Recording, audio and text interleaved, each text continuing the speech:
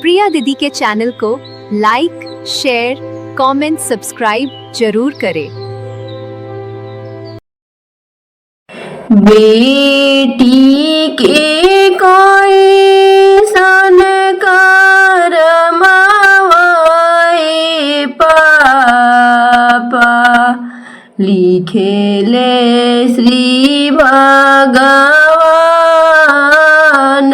हो।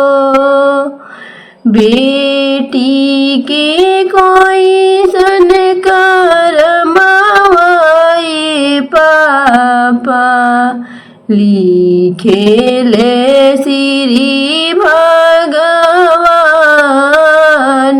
हो। चुटकी भर से नूरा लगवते पापा, कई देला सब से वीरान हो। चुटकी भर सिंदूरा लगवते पापा, कई देला सब से वीरान हो। तोहरे करमवा के लेख हो बेटी, लिखेले श्री भगवान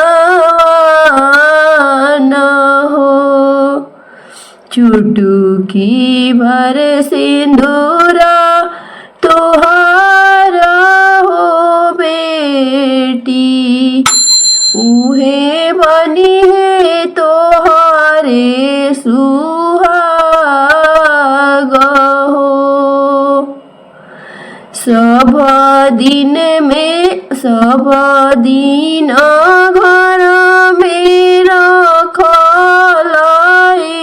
पापा, बेटी तू सहेज हो।